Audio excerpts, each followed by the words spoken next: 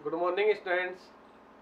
BDML शिक्षण संस्थान की ज्योग्राफी ऑनलाइन क्लास में सभी विद्यार्थियों का स्वागत।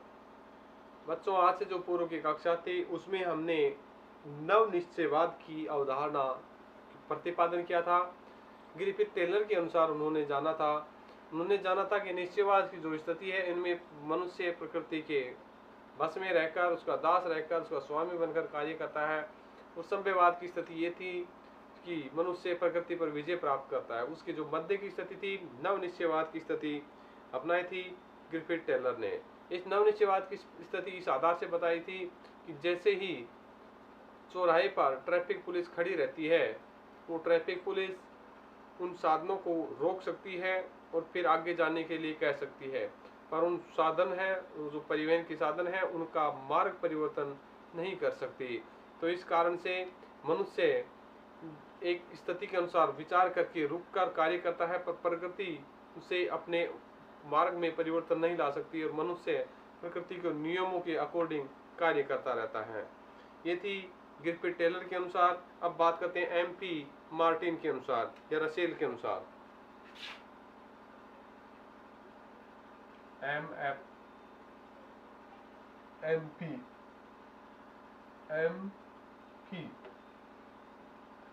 MP मार्टिन स्मिथ के अनुसार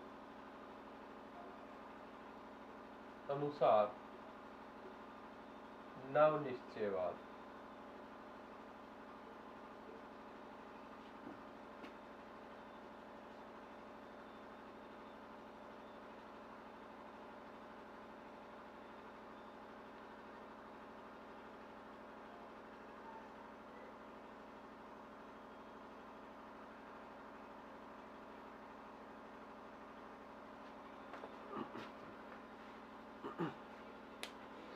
MP मार्टिन के अनुसार बात करते हैं।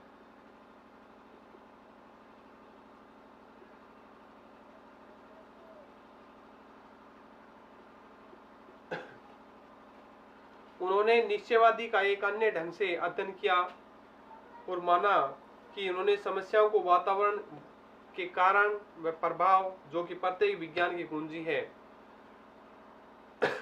समस्याओं को वातावरण का कारण और प्रभाव प्रत्येक जो विज्ञान की कुंजी है उस आधार से माना, समझने की चेष्टा की है। वे कहते हैं कि मानव भूगोल में निश्चयवाद सभ्यवाद की अपेक्षा कारण तथा प्रभाव कसौटी अधिक ठीक तथा खरी सिद्ध होती है।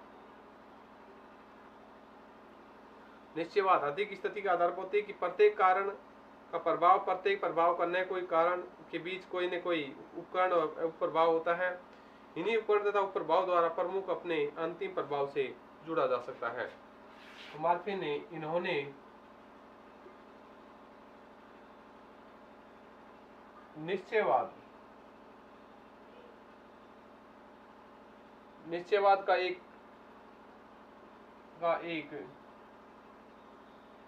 अन्य ढंग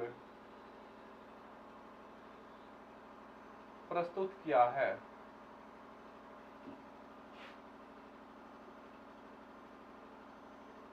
इन्होंने वातावरण एवं प्रभाव पर कारणों के आधार पर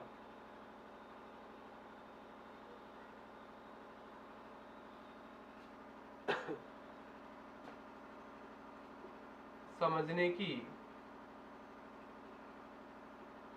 चेष्टा की है। इन्हें समझने की चेष्टा की है। मानव भूगोल में निश्चयवाद की संभववाद की अपेक्षा अधिक सक्रिय हुआ है। मानव भूगोल में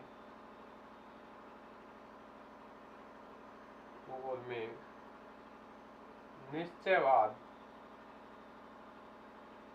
संभववाद की अपेक्षा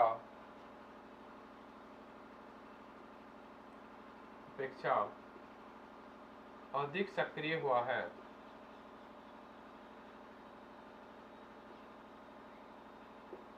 क्योंकि ये इसलिए कह सकते हैं कि प्रकृति के विरुद्ध हम कार्य नहीं कर सकते, पर प्रकृति के कुछ नियम ऐसे बंधे हुए हैं, उनमें बंध कर मनुष्य अपनी क्रियाओं को ठीक ढंग से सिद्ध करता है।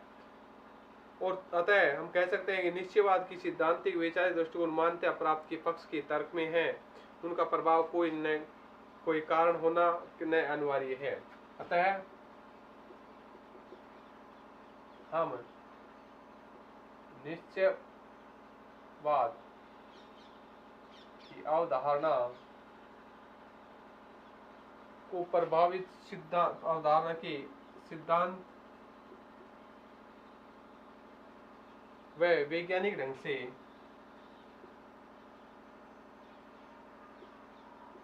से सक्रिय मानते हैं। इसमें न कोई कारण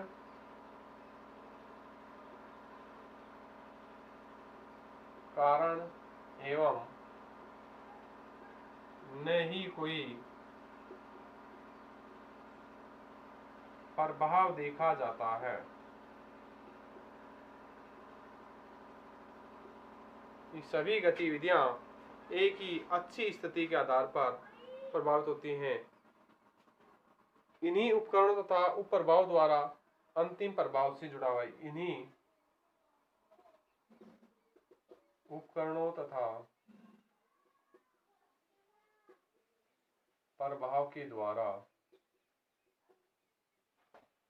मानव जुड़ा हुआ है।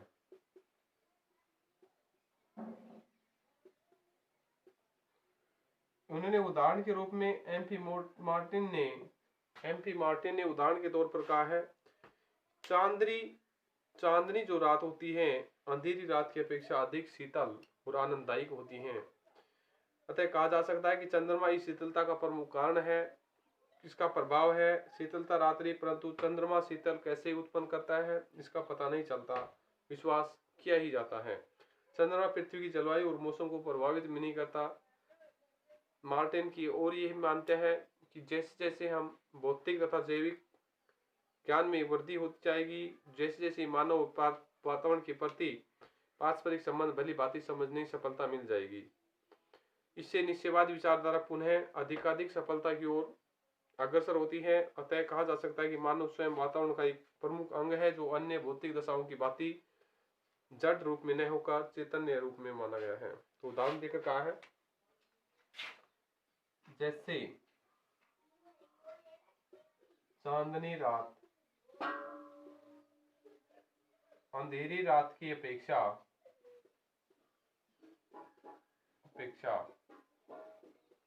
अधिक सुहावनी होती है,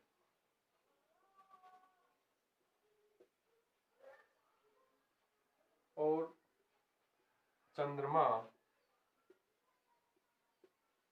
इसका कोई विपरीत प्रभाव नहीं डालता है। साथ ही मानव को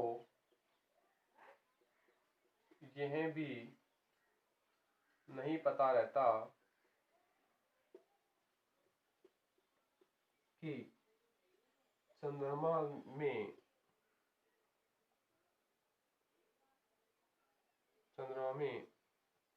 अंधकार को दूर करने के लिए रोशनी कहां से आ रही है,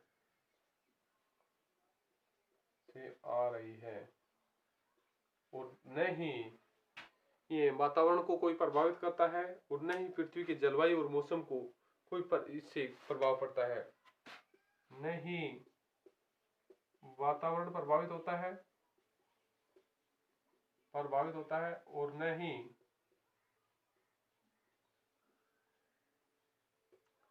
जलवायु एवं मौसम में कोई बदलाव होता है। इससे रात को अपेक्षा इस आधार से इसके विपरीत एक और स्थिति पनपी है। इन्होंने कहा है कि जैसे जैसे मानव विकास करता है और बुद्धि में की तरक्की होती है, उसे पृथ्वी, मानव और वातावरण के मध्य की जो क्रियाएं हैं वो जानने को मिलती हैं। मार्टिन की ओर मान्यता, सेकंड मान्यता, ये मान्यता सेकंड है। सेकंड मान्यता में कहता है कि जो जो हमारी भौतिक और जैविक ज्ञान में वृद्धि होती जाती है, उसी प्रकार मानव वातावरण पारस्परिक संबंधों को समझने की सफलता मिलती है। कहता है कि जो जो जो जो जो हमारे भौतिक और जैविक ज्ञान में वृद्धि होती जाती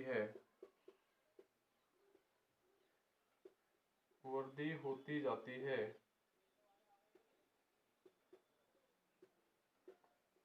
उसी तरह मानव एवं वातावरण के पारस्परिक संबंधों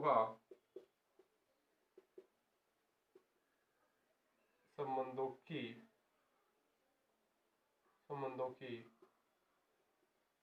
जानकारी प्राप्त होती है।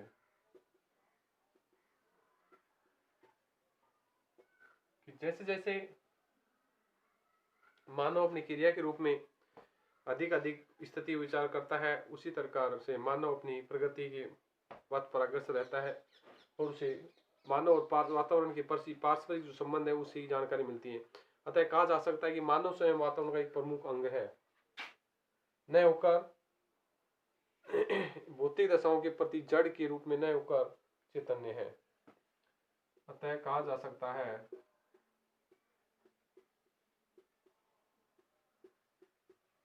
ये बात किस लिए कही गई है, क्योंकि वातावरण में रहकर मानव अनेक क्रियाएं करता है। वातावरण और मानव की भी जो पारस्परिक क्रियाएं होती हैं, उन क्रियाओं को मानव जान जाता है। इसे कहा सकता है कि भौगोलिक दशाओं में मानव जड़ के रूप में न होकर एक चैतन्य है। कहा जा सकता है कि मानव भौतिक वातावरण में रहकर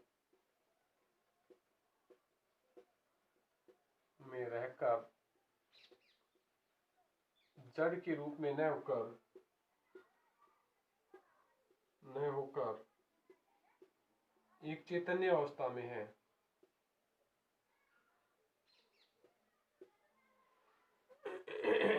चैतन्य अवस्था में है।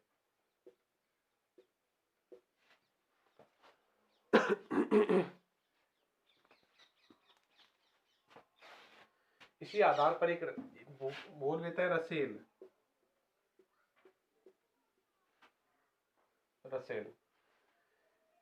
स्मिथ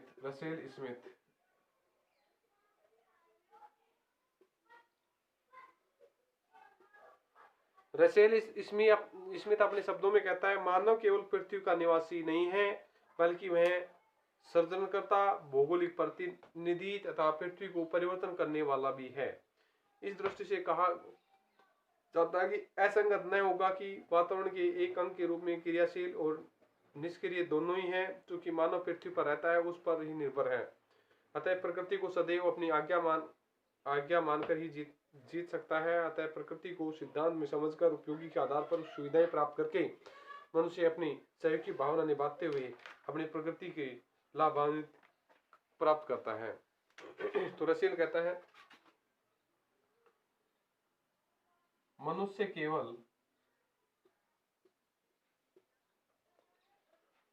केवल पृथ्वी का निवासी ही नहीं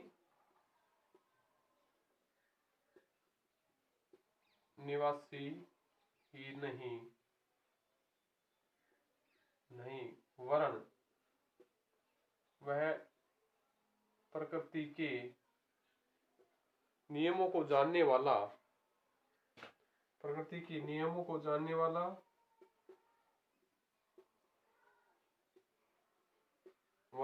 एवं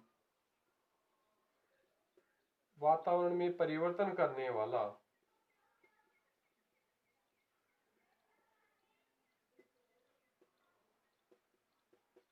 माना गया है। वह नियमों के रहकर परिवर्तन कर सकता है, उनकी स्थितियों को बदल सकता है। इसी आधार पर एक क्रियाशील स्थिति में रहकर मनुष्य सोच समझकर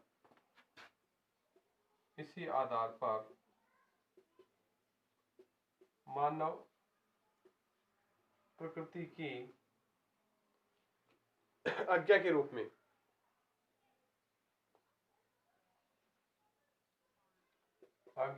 में वातावरण में रहकर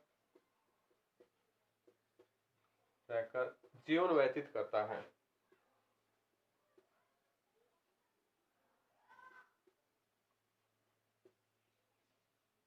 और मानव सभी सिद्धांतों में रहकर एक क्रियाशील प्रकृति में आज्ञा मानकर ही जीत सकता है, और उसके विरुद्ध कार्य करके मनुष्य कभी भी अपनी स्थिति को नहीं पहुंच सकता। मैं सोच समझकर सूझबूझता के साथ अनेक संसाधनों का उपयोग करते हुए अपने जीवन को आगे गति देता है।